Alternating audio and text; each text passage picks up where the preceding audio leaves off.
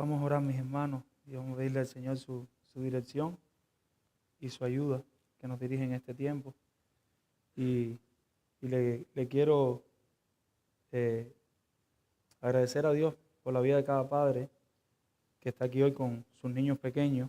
En carne propia yo vivo lo que es venir un domingo a la iglesia con niños pequeños, y lo que quiero es animarles y animar a los adultos que animen a los más jóvenes, los que ya criaron, a recordarle a los más jóvenes que esta etapa va a pasar, que lo están haciendo bien y que sigan peleando. Cada domingo que ustedes vienen con sus hijos es una muestra de que están haciendo un gran trabajo. Cada domingo que ustedes vienen aquí y ellos lo ven adorando a ustedes, es una señal de que ustedes están peleando la buena batalla de la fe. Vamos a orar. Padre, Señor, en esta hora te damos gracias por estar juntos como iglesia, orándote como tú te mereces. Te pedimos, Señor, que nos ayude en la exposición de tu palabra, Señor. Ayúdanos a ser fiel a tu palabra. Sostén al predicador, ayúdale completamente con todo, no solo con lo que va a decir, sino con su salud, con su cuerpo. Y ayúdanos a todos a serte fiel, que podamos escuchar tu palabra como es, Señor. Que cada vez que el predicador hable, podamos ir mirando con el dedo si lo que nos dicen es verdad. Y si es verdad, que nos podamos arrodillar ante ti. Quita toda la dureza de nuestros corazones. Y que al final de la predicación, como te pedíamos la semana pasada, podamos caer rendidos ante ti, Señor. Podamos caer rendidos ante tanto amor que has tenido para con nosotros, ante tu majestad, ante tu bondad. Y sabemos que eso va a tocar nuestro orgullo, sabemos que eso no nos gusta, pero si es tu palabra y es lo que enseña tu palabra, ayúdanos a creer. Perdona nuestros pecados, Señor, en el nombre de Jesús. Amén. Mis hermanos, continuamos en Efesios. Como le habíamos dicho, tenemos un solo sermón. Tenemos un poquito de feedback, o se escucha bien ahí, o algo. Sí, casi. Como le habíamos dicho, tenemos un solo sermón del capítulo 3 al 14. Hemos decidido dividir o entregar el sermón en 3 puntos. Hoy estaremos con el segundo punto del sermón. Vamos a estar con los versículos 7, 8, 9 y 10, retomando un poquito el 6, pero estaríamos en esta porción hoy destacando la persona de Jesucristo. El viernes como iglesia estuvimos reunidos aquí y estuvimos un poquito recordando la Reforma Protestante. ¿Y por qué recordar la Reforma Protestante? Se preguntan algunos de manera sincera al terminar el servicio, algunas visitas, nos preguntaban que por qué destacar a Lutero y lo que Lutero hizo, y tratábamos de explicarle que hay una diferencia entre idolatría, veneración y adoración. La idolatría es cuando nosotros adoramos a cualquier otra cosa que no sea Dios. Pero la veneración no es solamente tener aprecio por alguien, sino de alguna manera también nosotros lo estamos endiosando. Y en la veneración tú no solo tienes aprecio, sino que tú crees que esa persona tiene un cúmulo de méritos por los cuales tú te puedes acercar a esa persona, digamos a un santo que tú veneras, y decirle que interceda por ti delante de Dios.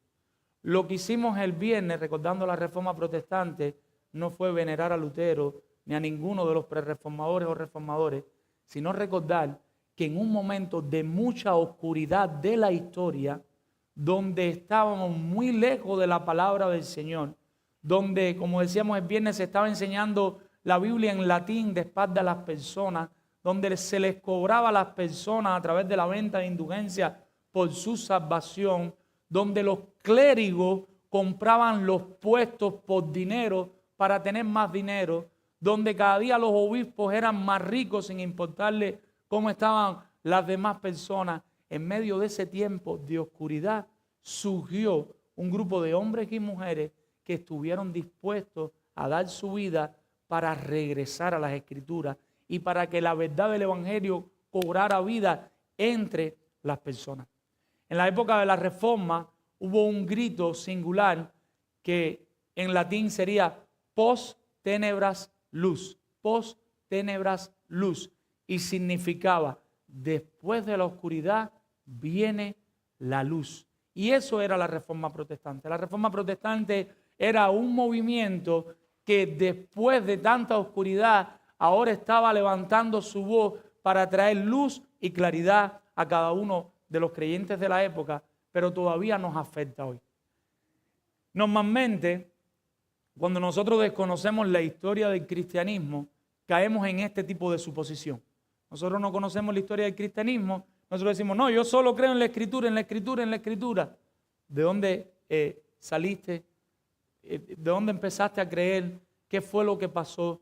Y es importante conocer la historia, mis hermanos. La palabra está por encima de todo y uno de los gritos de la Reforma era sola Escritura. Sola Escritura. Debemos regresar a las Escrituras, pero también debemos conocer la historia del cristianismo. ¿Qué fue lo que pasó?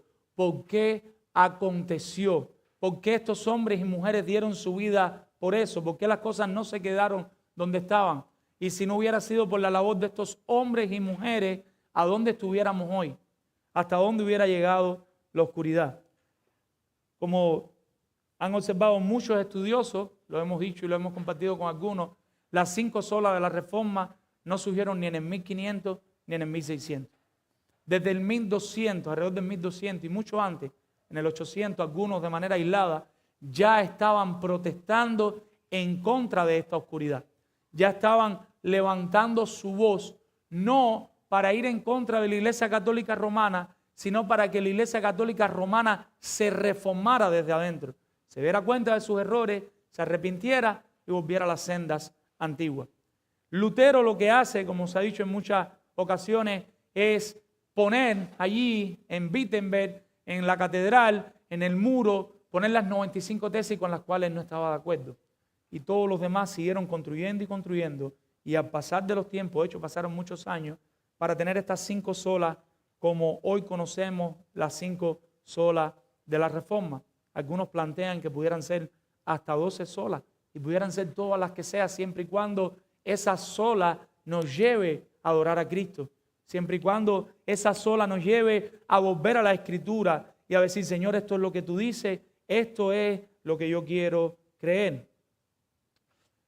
Mis hermanos, Martín Lutero dijo y expresó claramente, ningún hombre puede ser completamente humillado hasta que sepa que su salvación está completamente más allá de sus propios poderes, artificios, esfuerzos, voluntad y obra, sino que depende enteramente de la elección, voluntad y obra de otros, es decir, de Dios. Si los cristianos no entendemos esto, la pureza del Evangelio está en riesgo. Lo que proponía la Reforma Protestante es lo mismo que estamos proponiendo hoy. ¿Qué día es hoy? Yo no sé qué día es hoy. 2 de noviembre, ¿no? Dicen algunos que sí. 2 de noviembre, basándome en lo que ustedes dicen, 2026. Estamos proponiendo lo mismo. ¿Qué es lo que estamos proponiendo? Ponga su dedo en este pasaje. Si usted no tiene Biblia, acérquese de la Biblia del lado, enciendan su celular, su tablet, el recurso que tenga de la Biblia, y que a medida que vamos hoy tratando de explicar las Escrituras, de ilustrar las Escrituras, de conectar con Cristo y aplicar las Escrituras, ustedes puedan ver que cada una de las cosas que le estamos diciendo por la pura gracia del Señor es verdad. Que no estamos aquí engañándolos ustedes, utilizando las emociones para emocionarle, que no estamos diciéndole algo que sea mentira, sino que estamos haciendo un esfuerzo con los errores que podamos tener como seres humanos, haciendo un esfuerzo por ir aquí a la palabra del Señor y enseñarles claramente la palabra del Señor, para que nosotros, como era el propósito del apóstol Pablo, podamos al final del servicio de hoy salir de aquí adorando y glorificando el nombre de Dios. La intención de este sermón de hoy, que es la misma del sermón pasado y va a ser la misma del próximo sermón, es que a todos nosotros acabarse el sermón, decir la última palabra, decir amén, nosotros quedemos admirados por la grandeza y la bondad de Dios. Si nosotros no entendemos esto así hoy, nosotros no estamos entendiendo este pasaje. Si al terminar este pasaje usted solo se queda con las discusiones teológicas y con esto y con lo otro y con aquello y con lo demás y que ¿por qué tocar eso? Que no se ponen de acuerdo. ¿Saben por qué lo tenemos que tocar, mis hermanos? Porque estamos llamados a predicar toda la Escritura. Y hay ocasiones en este púlpito donde vamos a luchar, donde vamos a lucir, como que solo exponemos la responsabilidad humana. Y algunos dirán, ¿y la soberanía de Dios? Bueno, en ese texto no se hace tanto énfasis en eso. Y hay días como hoy, como el domingo pasado y como el siguiente, donde vamos a hacer el énfasis que el texto tiene en la soberanía de Dios. Y algunos dirán, y levantarán el puño de enojo contra mí. ¿Dónde está la responsabilidad humana? Bueno, en este momento en el texto no se hace tanto énfasis en eso. Tenemos que respetar el énfasis que el autor está haciendo y tenemos que postrarnos delante de la palabra del Señor, de todo el consejo de Dios. Nosotros no estamos llamados a predicar solo lo que nos gusta o a estar solo en los textos que nos gustan. Nosotros estamos llamados a predicar desde Génesis 1 hasta el último capítulo de Apocalipsis. Así estamos llamados a enseñar la palabra. Hemos puesto por título a este sermón, para entrar ya en el sermón, admirados por su rescate. Admirados por su rescate. Y lo que estamos hablando, y es la misma intención que habíamos dicho, que al final del sermón nosotros deberíamos estar admirados por la obra de Cristo para rescatarnos de nuestro pecado. Al salir de aquí nosotros deberíamos estar diciendo, qué glorioso Salvador, nuestro Salvador Jesucristo. Cristo, qué bueno lo que hiciste, Señor. Cristo, ¿cómo tú pudiste hacer eso por mí, Señor? Esa es la intención del apóstol Pablo con los Efesios y debería ser nuestra intención hoy. Dijimos la semana pasada y continuamos con la misma idea. Nuestra salvación es una obra de Dios para su gloria. Nuestra salvación es una obra de Dios para su gloria. De la A a la Z, llevando el alfabeto a la salvación, todo lo que acontece en la salvación en el creyente es una obra de Dios. Y todo lo que acontece en la salvación es para la gloria del Señor. Todo lo que el Señor hace es para su gloria. Todo lo que nosotros hacemos debería ser para darle la gloria al Señor. Y la pregunta que decíamos, ¿por qué podemos afirmar entonces que nuestra salvación es una obra de Dios para su gloria? ¿Por qué nosotros hoy aquí reunidos, por qué al llegar a este texto, al sentarnos aquí a estudiar este texto, nosotros podemos decir, toda la salvación es obra de Dios y es para su gloria? Pues lo podemos hacer por tres razones. La semana pasada dijimos una. Una, porque el Padre fue quien nos dio una oportunidad. That's it. Creo que así no, that's it. Se acabó, mis hermanos. El Padre nos dio una oportunidad. Si el Padre no nos da una oportunidad, nosotros no tuviéramos oportunidad. Es Él quien nos las dio. ¿Cuántos pueden decir amén? Esperamos que todos se conviertan al final del sermón. Segunda, es broma. El Hijo consiguió el rescate y es nuestro punto de hoy. El Hijo es quien va y consigue que ese rescate se lleve a cabo. El Padre está aquí y el Padre es quien da la oportunidad. El Hijo va y se ofrece y Él es quien consigue el rescate. Veamos de manera muy rápida. Sé que esto es un riesgo, pero lo quiero hacer.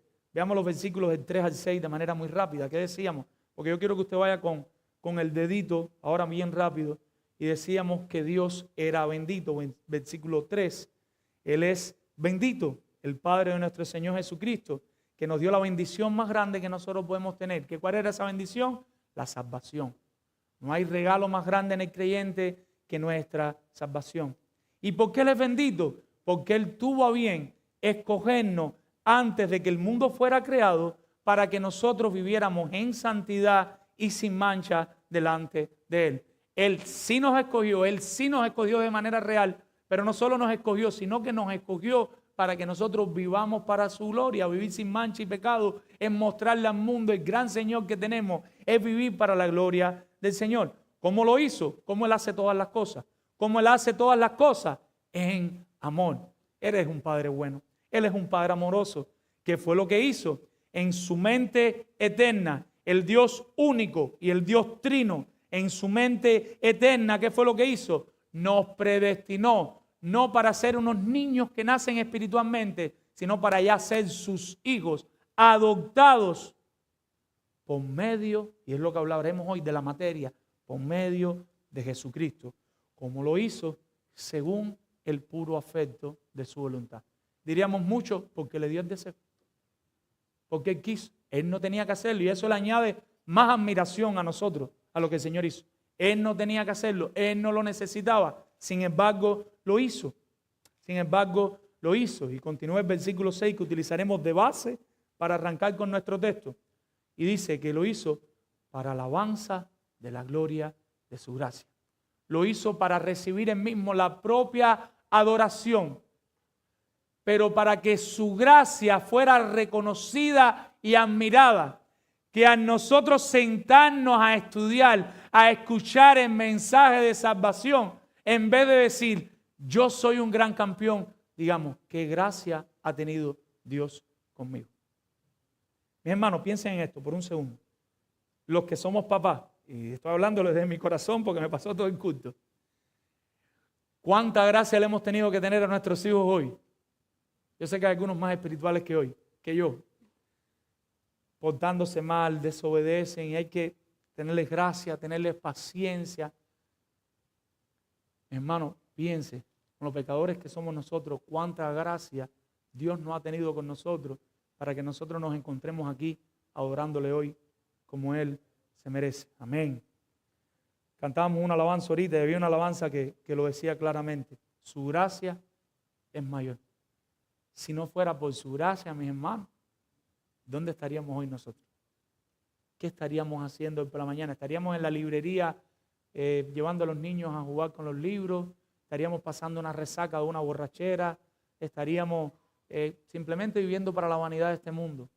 Pero solo por la gracia del Señor estamos aquí, porque Él nos ha escogido, Él nos ha salvado, Él nos ha regalado a Cristo para la alabanza de la gloria de su gracia. Y con esa gracia, ¿qué fue lo que hace? Sencillo, hacernos aceptos en el amado. Entonces tenemos dos elementos aquí. La gracia del Señor, que va a estar dominando nuestro texto hoy, y en el futuro otros pasajes, y la vamos a ver mucho en esta epístola de Pablo a los Efesios, en el capítulo 2 también se ve, pero lo segundo que nos menciona es al amado. ¿Quién es el amado? Es una buena pregunta que nos podemos hacer para empezar. ¿Quién es el amado? El mismo Señor responde, cuando nosotros vamos a Mateo capítulo 3, en el bautismo de nuestro Señor Jesucristo, que Él dice, este es mi Hijo amado, en el que tengo complacencia. Este es mi Hijo amado, en Él me complazco completamente. Dios no puede decir eso de ninguno de nosotros. El que se cree mejor aquí, que nunca ha pecado, que nunca ha hecho nada malo, tú eres un gran pecador. Cuando Dios mira tu vida a la luz del Evangelio, a la luz de su santidad, porque Él es santo, santo, santo, y Él te mira a ti y Él dice, no tengo complacencia en ti. No me puedo complacer en ti. ¿Por qué? Porque estás lleno de pecado. No hay nada de bondad en ti. Y eso no significa que tú eres tu versión peor de lo que tú puedes hacer, sino que uno de tus pequeños pecados es horrible, es horrendo ante la santidad y la majestad de Dios. Necesitas entender eso. Uno solo de tus pecados, uno solo de tus pensamientos es horrible. Cuanto más todos tus pensamientos, los 24 horas del día, los 7 días de la semana, por un mes, delante del trono de la santidad de Dios. Cuando Dios te mira, Dios se puede complacer en ti. Si eres sincero, tu respuesta es no. Pero cuando Él mira a su Hijo, Él dice, en este sí me complazco. Y nosotros llegamos a Mateo capítulo 17, a la transfiguración, y ahí está Pedro, está Jacobo, está Juan. El Señor Jesucristo le dice, vamos con nosotros, y lo lleva ahí a monte alto, y de pronto se le aparece Moisés, y no recuerdo quién es Elías, y no recuerdo quién era el otro, y en medio de eso ellos ven la gloria de Cristo. Pedro dice, vamos a hacer 3 enramaditas, 3 casitas, vamos a quedarnos aquí, y en eso soy una voz del cielo que dice, este es mi Hijo amado, en el cual me complazco. Y se lo vuelve a recordar de nuevo. En el único que yo me complazco en este mundo entero no es ni Moisés, ni David, ni Salomón. Y ponle ahí todo el que tú le quieras poner, ni Juan el Bautista, ni este, ni el otro. En el único que tiene una completa complacencia, que Él está completamente complacido con todo su ser, con toda su obra, con todo su caminar, se llama Jesucristo. Ese es el amado. ¿Lo entendemos, iglesia? Sabiendo que ese es el amado, llegamos al versículo 7. ¿Y qué es lo que pasa en el versículo 7?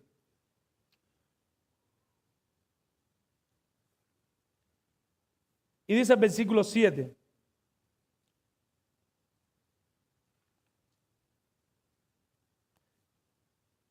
En quien tenemos redención. En quien tenemos redención. Y cuando Él se refiere en quien tenemos redención, está recordándonos que esa redención en quién es. Arriba, versículo 6. En el amado. Yo quiero que utilicemos la Biblia hoy y vamos a hacerle muchas preguntas al texto. ¿En quién tenemos redención? En el amado. ¿Quién es el amado? Como acabamos de explicar, Jesucristo, el único que complace completamente al Padre. En Jesucristo tenemos redención. ¿Qué significa la palabra redención? La palabra redención significa una liberación mediante dos cosas. ¿Y cuáles eran las dos cosas? O un pago para esa liberación o un rescate. La palabra redención significa una liberación mediante o un pago o un rescate. Nosotros podemos decir que el pueblo de Israel fue redimido de Egipto. ¿Por qué? Porque Dios los rescató de Egipto y los trajo a la tierra prometida. Él hizo la redención de su pueblo allí en Egipto. Pero otra manera de verlo también es cuando se hace un pago por algo o por alguien. En esta redención que estamos hablando del texto, como la palabra redención significa un pago, un rescate, esta palabra nos deja saber ya el apóstol Pablo que para Cristo hacer la redención de los creyentes, Cristo tiene que dar algo. Cristo tiene que pagar algo. ¿Qué fue lo que dio Cristo? Y Pablo no se guarda palabras. Nosotros somos los que pasamos trabajo para entender. En quien tenemos redención, ¿por qué? Por su sangre. Y aquí tenemos que hacer una pequeña pausa, muy breve. Cuando nosotros oímos la palabra sangre, nosotros nos volvemos, no se ofenda a nadie. Yo no quiero ofender a nadie, mi hermano. Lo voy a decir más bonito. Pero a veces tenemos que ser sacudidos, mis hermanos. No se me pongan flojitos, porque si no, no salimos de ahí. A veces parecemos brujeros, mis hermanos. Parecemos curanderos. Para nosotros es la sangre de Cristo y la sangre de Cristo y la sangre de Cristo. Como si la sangre de Cristo, esa sangre es la que tuviera el poder. Y no entendemos que la referencia a la sangre, ¿qué cosa es aquí en este texto? ¿Qué es la sangre de Cristo? Que murió, que dio la vida por nuestros pecados. Su sangre es preciosa. ¿Qué es su sangre preciosa? Que nosotros a veces no la damos ni por lo que queremos y Él la dio por nosotros. Unos desconocidos que no complacían a Dios y que no vivían para su gloria. Y Él dio su sangre en rescate, en redención por sus pecados. Y nosotros no entendemos eso. Entonces hacemos más énfasis en la sangre y parecemos curanderos haciendo brujería y ofreciendo sacrificios delante del Señor. En vez de entender lo que está pasando aquí, lo que está pasando aquí es que Cristo dio su vida por nosotros. Él dio su sangre por los efesios. Los efesios deberían asombrarse ante esa verdad. ¿Para qué? Para que esa muerte de la persona única y tan importante delante de los ojos del Señor. ¿Para qué? Dice el texto que continúa diciendo. Para poder librarnos de nuestros pecados. Para que nuestros pecados recibieran perdón. Si Cristo no da su vida, si el objeto de su complacencia no da su vida, ninguno de los escogidos iba a poder ser perdonado. Aunque el Padre ante la fundación del mundo llevara el plan y dijera, estos son hijos míos, son adoptados hijos míos, ellos no han nacido ante la fundación del mundo. Si el medio, si la causa, si la materia no se ofrece y no viene al mundo y no vive en santidad y no muere, ninguno de los efesios iba a poder tener salvación y vida eterna.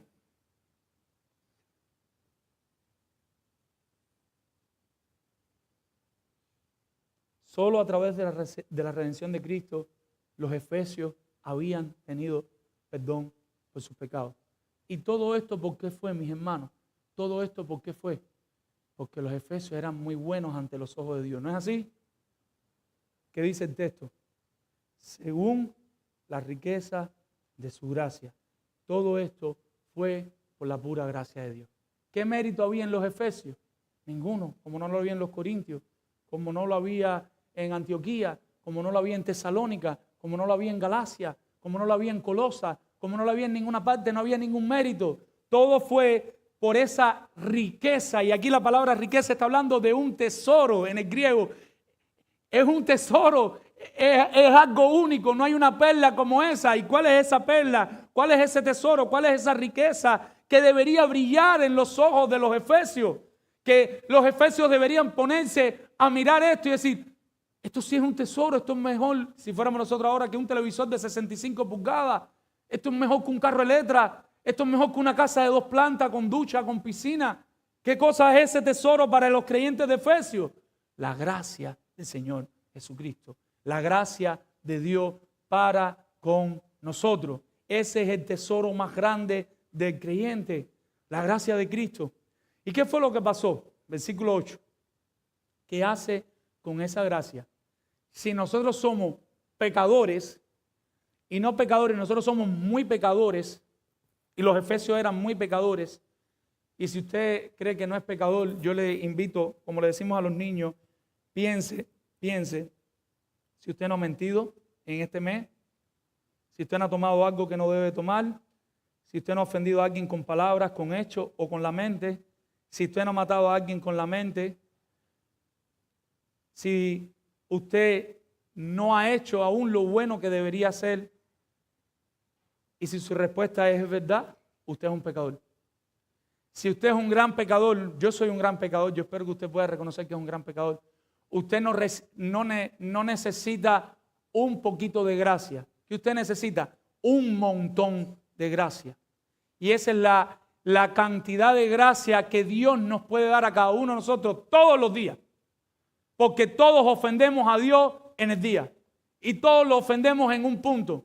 ¿Y por qué estamos vivos? ¿Por qué estamos en pie? ¿Por qué podemos ser salvos? Por la riqueza, pero también por la abundancia de su gracia. ¿Cómo lo dice el apóstol? Que hizo sobreabundar.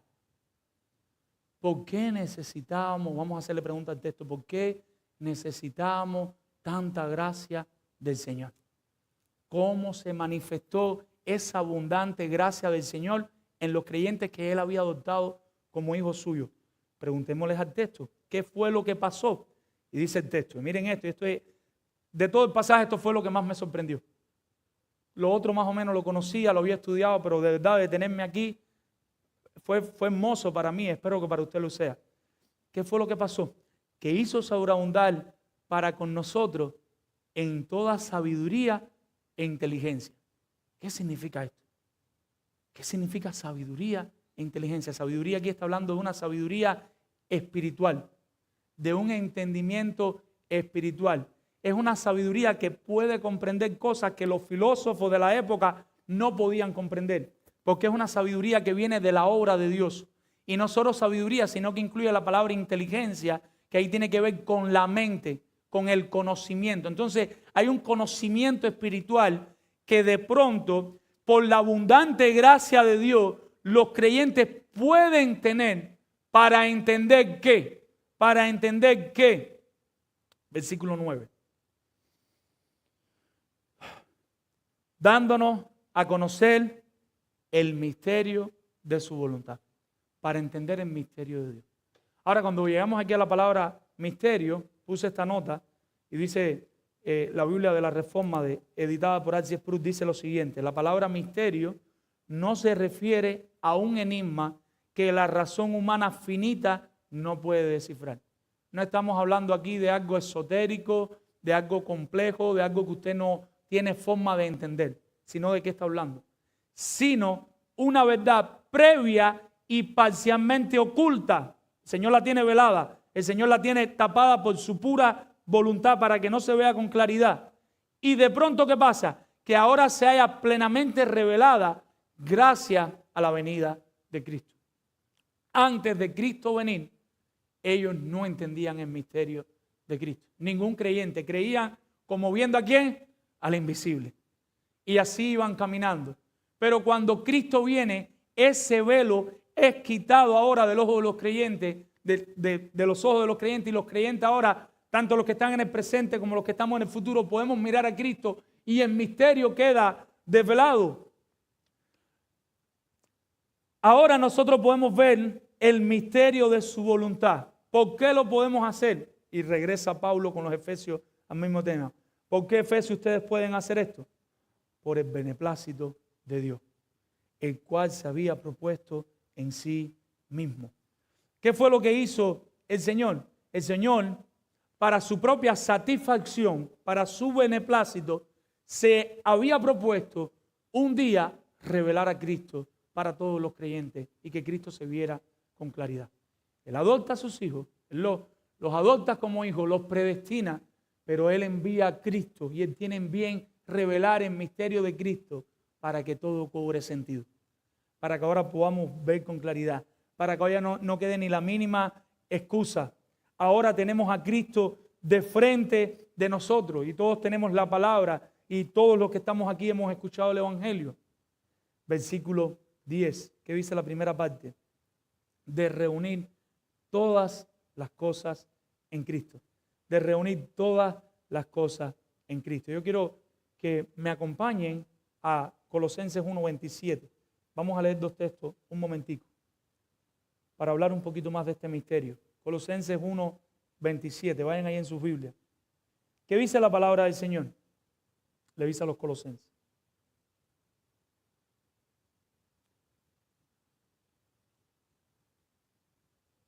Y él le dice, mira, yo estoy padeciendo, pero yo me gozo de padecer por Cristo. ¿Saben por qué yo me gozo de padecer por Cristo? Porque Dios tuvo a bien hacerme un ministro de Él. Dios tuvo a hacerme a bien que yo pudiera administrar los misterios de Dios. Dios tuvo a bien que yo pueda predicar el Evangelio. Dios tuvo a bien, versículo 26, que yo pueda hablar de este misterio que estaba oculto en tiempos pasados, pero ahora ha sido revelado, ha sido el paño quitado, el manto quitado a sus santos. ¿A quiénes? A quienes Dios quiso dar a conocer la riqueza de este misterio entre los gentiles. A quien Dios quiso hacerlo. Que es Cristo en vosotros, la esperanza de gloria. Cristo es el misterio. Cristo es el misterio. Vamos a Romanos 16, que lo tiene con más claridad, para entender un poquito más qué está pasando aquí en Éfeso. Romanos 16, versículos del 25 al 27. Romanos 16, versículos del 25 al 27. ¿Qué dice la palabra? Romanos 16, versículos 25 al 27. 16, 25 al 27. Y al que puede confirmaros, según mi evangelio, y la predicación de Jesucristo. ¿Según qué? Según la revelación del misterio que se ha mantenido oculto desde tiempos eternos. ¿Pero qué pasó? Pero que ha sido manifestado ahora. ¿Y por dónde nos enteramos nosotros hoy? Por las Escrituras. ¿De quién en aquel momento? De los profetas, según el mandamiento de Dios eterno. Pero ahora nosotros tenemos ya el canon completo. Y ahora tenemos las palabras de Pablo, las palabras de Pedro, las palabras de Juan, también inspiradas por el Espíritu Santo, donde también podemos ver con claridad el misterio de Cristo, el misterio del Evangelio, que se ha dado a conocer a toda la gente para que obedezcan a la fe. Al único y sabio Dios sea gloria, mediante quien el instrumento, Jesucristo, para siempre. Amén. Ahora volvemos al texto de reunir todas las cosas en Cristo.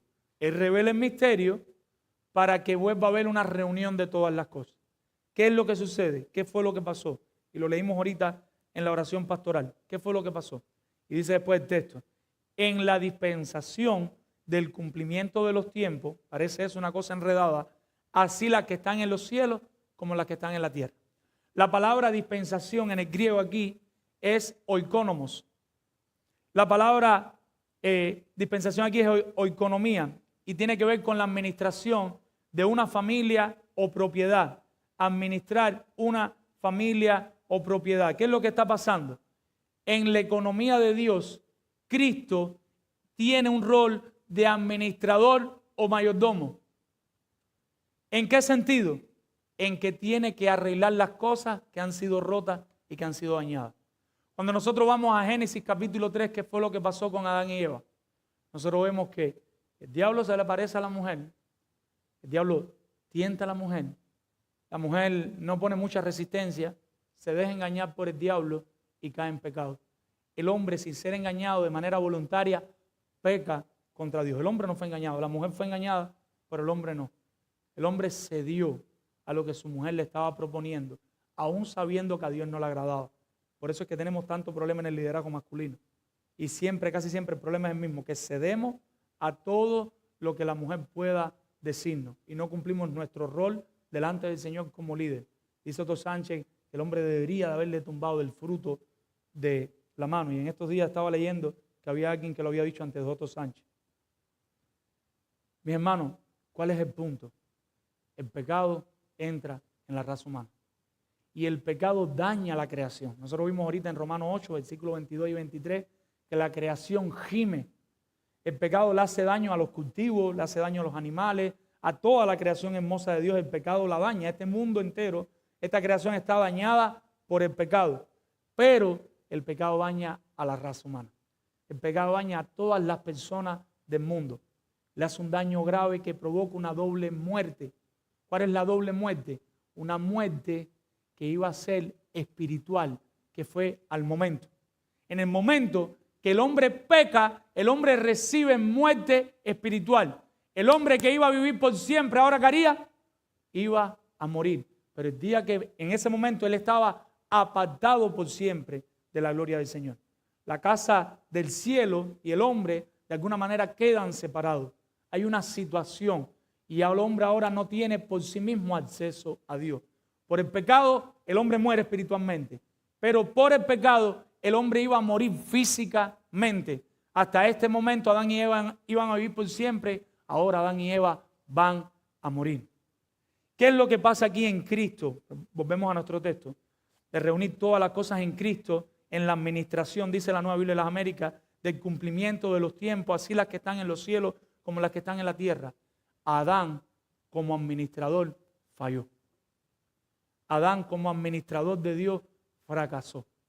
Cristo como el oicónomo de Dios, como el administrador de Dios, dispensando estos tesoros del Señor, Cristo no falla. La eficacia de Cristo es al 100%. Adán falla, Cristo no falla. Cristo tiene el poder en él, en su sacrificio, de hacer eficaz la gracia de Dios. Que si la gracia de Dios se derrama, la gracia de Dios da fruto. Cristo no falla. Cristo no le da la gracia 10 y la recibe en 5. Cristo no le da la gracia 8 y la recibe en 4. Cuando Cristo derrama su gracia actúa de manera eficaz y se puede reconciliar. Todos aquellos que reciben su gracia se pueden reconciliar de nuevo con Dios. Y esa relación entre los cielos y en la tierra queda arreglada de nuevo. El hombre tiene de nuevo acceso a Dios. ¿Qué hombre? Solo aquellos que Dios el Padre había adoptado como su hijo, haciéndole eficiente ahora a través de ¿qué? A través del sacrificio de Cristo, a través de la redención de Cristo. Cristo vino a recomponer el hogar y las relaciones rotas en las familias de ese hogar. En esta relación que nosotros tenemos con el Padre y como hijo, Cristo viene a restablecer esa relación. Resumiendo lo que Pablo le está diciendo a los efesios hasta aquí. ¿Qué hemos dicho que Pablo le está diciendo a los efesios? Hasta aquí estamos afirmando que el apóstol Pablo le está recordando y enseñando a los cristianos en Éfeso que el Padre, para su gloria, para su alabanza, por su pura gracia, nadie se lo impone, por su beneplácito, porque Él quiere, por su pura gracia, ¿qué hace? Acepta a los creyentes escogidos en su objeto de mayor amor, que es su Hijo Jesucristo. El Padre acepta a esos creyentes que había adoptado por el sacrificio de Cristo. Da Cristo su vida en la cruz hasta la muerte para librar a los esclavos de sus pecados. Todos los efesios, al igual que nosotros hoy, estábamos presos ¿en qué? En nuestros pecados. Por la redención de Cristo, todos somos liberados. ¿A qué precio? Al precio de la muerte de Cristo. Todo esto se hace posible gracias a la enorme gracia de Dios que le revela al creyente el misterio de quién es Cristo. Entonces, hasta aquí hemos hablado. El Padre, en su gracia, ¿qué hace? Nos adopta como hijos. El Padre, en su gracia, permite que Cristo venga, Cristo muera por nuestros pecados y nos redime. Pero aquí hay un nuevo elemento que lo mencionábamos ahorita en el versículo 8. Pero el Padre también, por su gracia, ¿qué permite? El milagro de la regeneración. El milagro de que nuestros ojos sean abiertos y de revelar al creyente ahora de pronto el misterio de quién es Cristo, que el creyente lo pueda ver. El creyente de repente ahora tiene una sabiduría que le permite discernir y entender estos asuntos espirituales. Esta administración de Cristo posibilita que las dos partes se puedan sentar a la mesa y comer juntas. ¿Quiénes son las dos partes? Dios y los creyentes. Dios y los creyentes. Ahora quiero que entendamos un poquito más este asunto de la redención. Ya hemos dicho qué le estaba diciendo Pablo a los creyentes de Efesios, qué le quería enseñar Pablo a los creyentes de Efesios. Vayamos un momentico a Levítico 25 para traer más claridad en el tema de la redención. ¿Qué realmente está pasando en la redención? ¿Cómo ocurre esta redención? Levítico 25, Antiguo Testamento, los primeros libros de la Biblia. Génesis, Éxodo, Levítico. Levítico 25, versículo 47 al 52. Levítico 25, del 47 al 52. El capítulo 25 empieza ahí el Señor a hablar del año de reposo de la tierra y el año de jubileo. Cada 6 años las personas deberían trabajar en su tierra. Al 7º año deberían confiar y descansar completamente en Dios y que el Señor lo va a sostener. De que el Señor le iba a dar esa palabrita, le iba a proveer todo lo que necesitaban para el 7º año. Para que en el 7º año ellos no tuvieran ni que recoger el fruto del 7º año, ni que tocar la tierra. Cuando pasaran 50 años, iba a haber una redención. ¿Qué pasaba en estos 50 años? Como en toda sociedad, como en toda población, algunas de las familias empobrecían. Si algunas de las familias empobrecían, ellos podían pasar a ser esclavos. Estoy resumiendo mucho porque no hay tiempo. Léaselo en casa, léase completamente Levítico 25, tarea. Léalo ahí en su casa para que pueda entender todo. Y otro familiar, vamos a decir, tú caías en pobreza y te ibas de esclavo de una familia. Te ibas de esclavo de una familia, trabajabas, ellos te mantenían. Si con el tiempo tú tenías dinero, tú podías pagar tu rescate y ser librado de esa situación. Si no era así, un pariente cercano, un hermano tuyo de sangre, un papá, un primo, algún familiar, podía pagar por ti la deuda tuya y liberarte de esa esclavitud en la que te encontrabas. ¿Se entiende hasta ahí? Si llegaba el año 50, todo el mundo iba a ser librado por la pura gracia de Dios. Y todavía al año 50 tú estabas ahí preso y llegaba ese año 50 de todo ese periodo de 50 años, entonces tú eras liberado completamente. ¿Qué dice este texto? Ya entendiendo un poquito eso, vamos a leer del 47 al 52. Y dice, si el forastero o el extranjero que está contigo, si el forastero o el extranjero que está contigo, viviendo ahí contigo, se enriqueciere y tu hermano que está junto a ti, que está junto a él, empobreciere y se vendiera al forastero. Ahora, los que eran de la nación iban a ser propiedad ¿de quién? Del forastero. Y se vendieran al forastero o extranjero que está contigo, o alguna de la familia del extranjero, después que se hubiera vendido, podrá ser rescatado de nuevo. La ley establece que hay derecho a volverlo a rescatar. ¿Cómo? Uno de sus hermanos lo rescatará, un pariente. Si no es el hermano, ¿quién? Un tío, o el hijo de su tío, el primo. Lo rescatará, o un pariente cercano, o otro pariente cualquiera. De su familia lo rescatará. O si sus medios alcanzaren, él mismo se rescatará. Hará la cuenta con el que lo compró desde el año que se vendió a él hasta el año de jubileo, ese año 50, y ha de apreciarse el precio de su venta conforme al número de los años y se contará el tiempo que estuvo con él conforme al tiempo de un criado asalariado. Si aún fueren muchos años, conformes a ello, devolverá para su rescate del dinero por el cual se vendió. Y si quedare poco tiempo hasta el año de jubileo, entonces hará un cálculo con él y devolverá su rescate conforme a sus años. ¿Qué es lo que queremos decir hasta este momento? ¿Podía haber rescate? Sí, pero no a toda costa. Para haber rescate, ¿qué tenía que pasar? Alguien tenía que pagar el costo y el precio. Desde que tú eras preso, no por todo el tiempo que estuviste preso, desde que tú eras preso hasta que llegara ese año 50 que todo el mundo iba a ser liberado. Todo el que estuviera preso tenía que ser liberado. hasta ese momento había que pagar todo el precio por el rescate. Hay una ilustración más clara, no vamos a ir porque ustedes la conocen de memoria, pero nos va a ayudar a entender el tema de la redención. Y es Ruth, capítulo 4, Ruth y Boz. ¿Recuerdan la historia de Ruth la Moabita? Ruth la Moabita, que estaba con Noemí, su suegra. Se van a una tierra, se mueren sus hijos. Ahora Ruth puede irse, pero ella decide seguir con Noemí y Noemí regresa a su tierra. Cuando Noemí regresa a su tierra, la pobreza es enorme, no tienen nada y de alguna manera están ya como esclavos, están en esta deuda de la cual no pueden salir. ¿Qué es lo que hace Boz? Boz coge, reúne a los ancianos y allí, reuniendo a todos los ancianos, llama al pariente más cercano que tenía Noemí y le dice: ¿vas a redimir a tu familia y a tu parentela para que los ancianos estuvieran de testigos?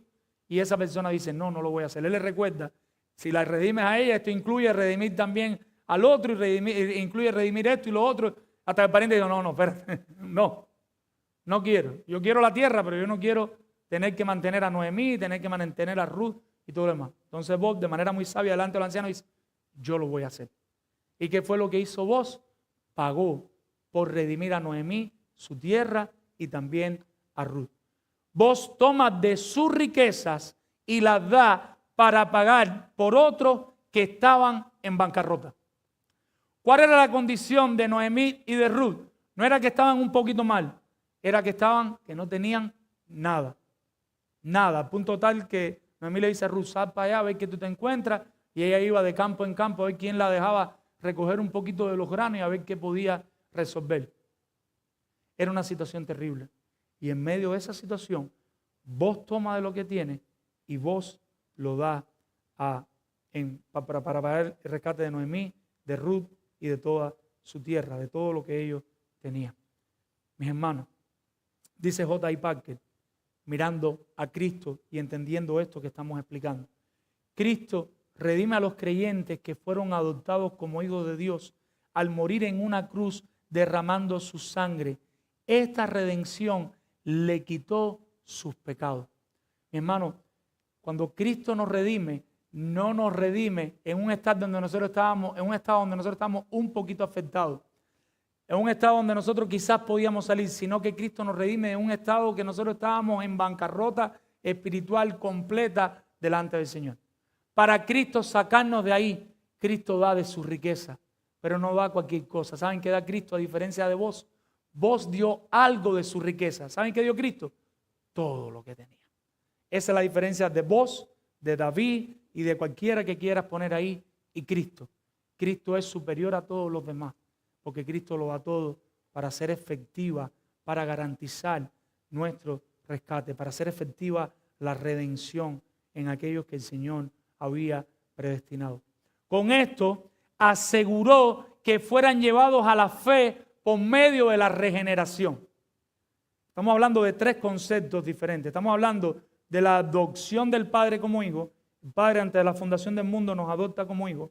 Estamos hablando ahora, Cristo es el medio, la causa, el misterio que va a hacer posible que nosotros seamos salvados. ¿Cómo? Dando su vida. Estamos hablando que todo eso pasa por la pura gracia de Dios. Nosotros no teníamos derecho a eso. Pero hablábamos la semana pasada que nosotros íbamos camino ¿a dónde? Al infierno.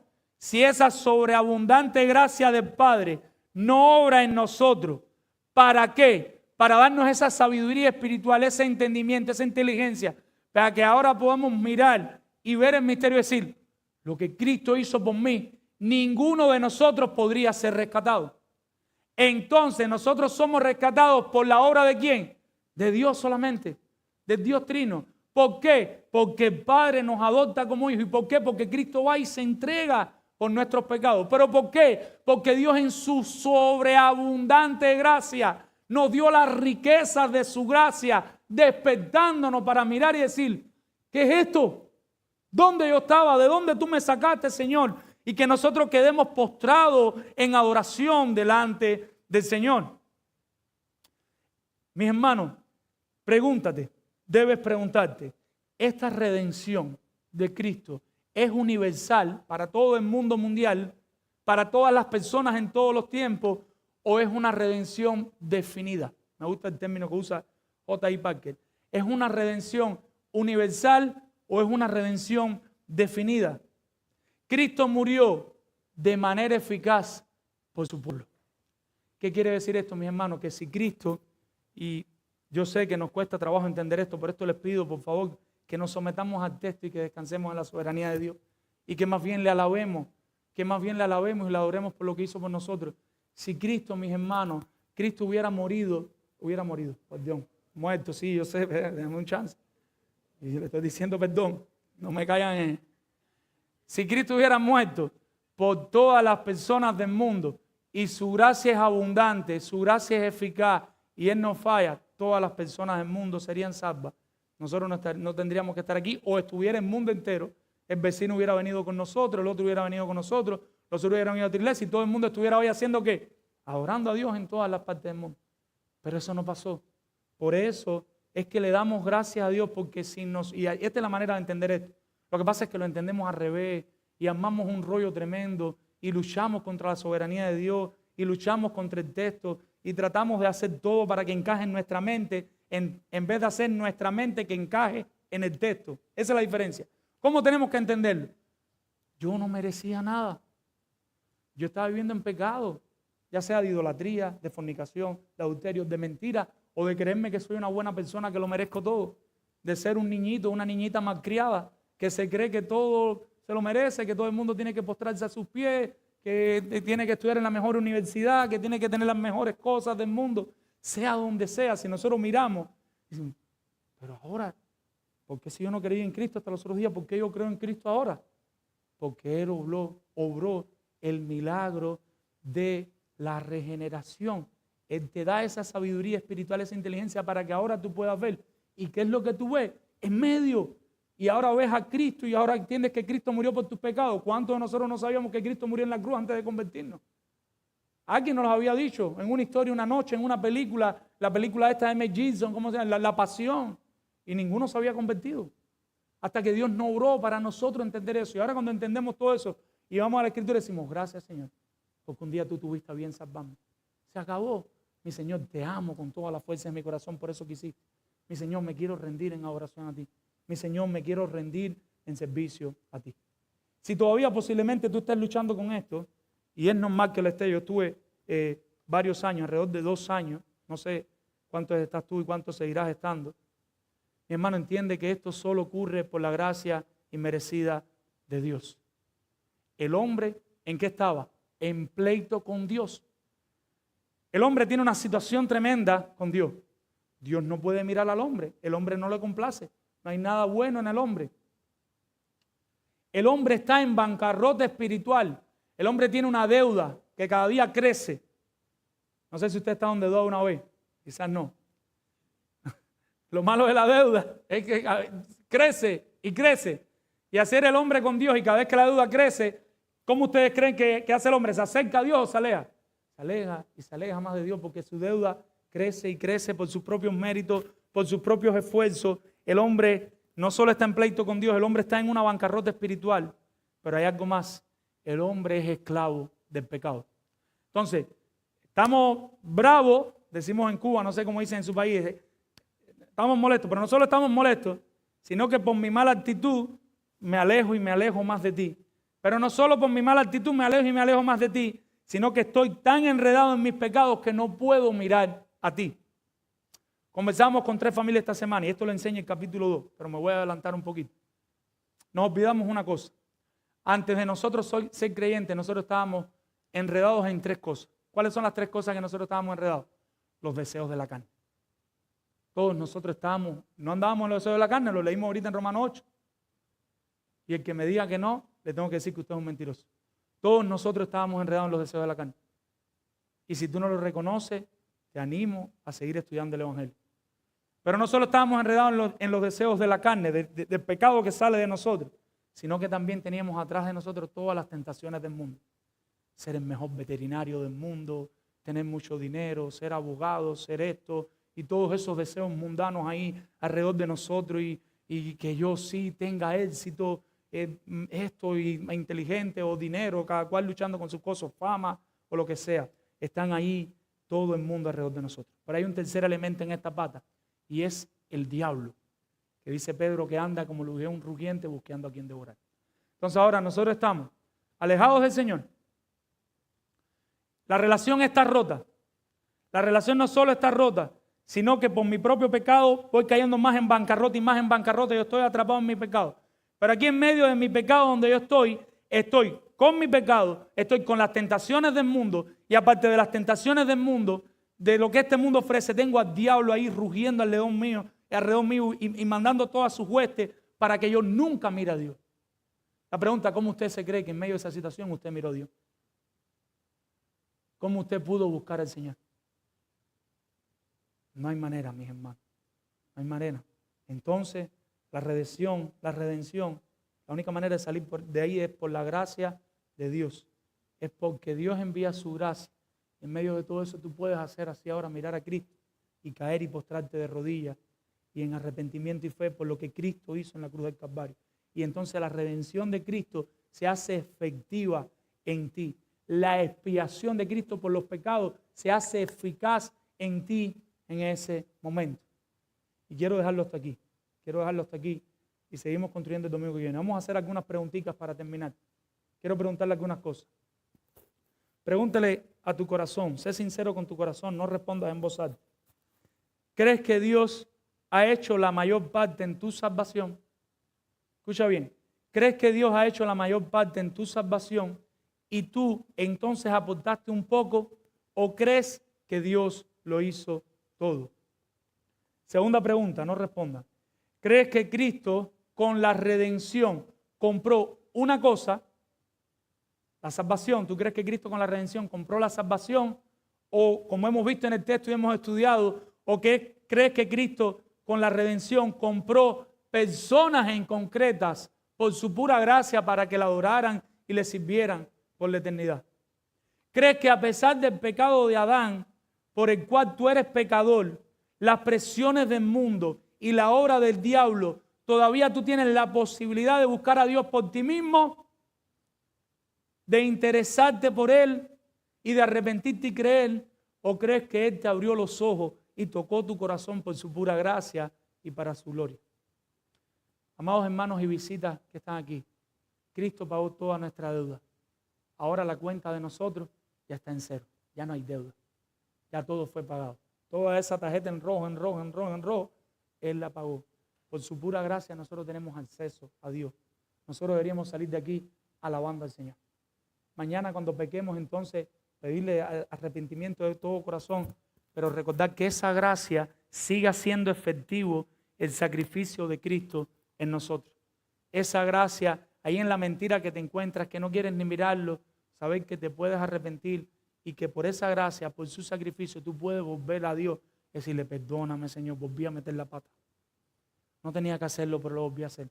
Y en Él, por lo efectivo que fue su sacrificio, tú puedes recibir perdón una vez más. Tú puedes acercarte al Señor una vez más. Hermanos, la salvación no es una acción abstracta, sino una redención llena de gracia para ti. La salvación no es una cosa esotérica, extraña, que tú no entiendes, sino que la salvación es un regalo de gracia del Señor para ti de manera personal. Tiene tu nombre y tu apellido. Dios ha realizado todo lo necesario para tu salvación. Dios ha realizado todo lo necesario para tu salvación. ¿Qué fue lo que hizo? Y hemos visto hasta aquí. El Padre nos dio una oportunidad. Amén.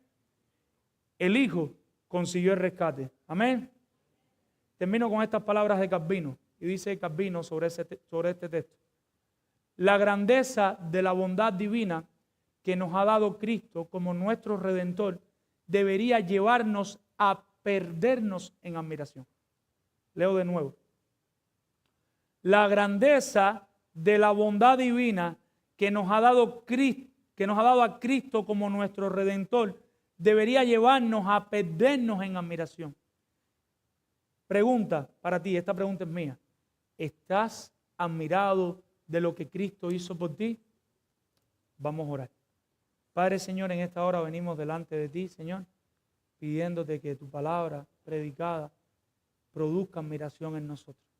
Que al meditar en la obra de la cruz, en lo que tú hiciste por nosotros, nosotros podamos adorarte y glorificarte como tú te mereces, Señor. Ayúdanos, Señor. Ayúdanos a no poner más peros y más bien correr a ti en adoración. A no poner más peros y correr a ti recordando que tú lo mereces todo, Señor. Tú lo hiciste todo. Tú mereces todo de nosotros. Lo único que podemos decir es gracias, Señor. Gracias por salvarnos, Dios. Gracias por tener a bien morir por nuestros pecados. Te pedimos todo lo que te estamos pidiendo por los méritos de Cristo, porque Él es el único que te complace, Señor. Y te pedimos que sigas trabajando en nuestros corazones. En el nombre de Jesús. Amén. Señor les bendiga, mi hermano.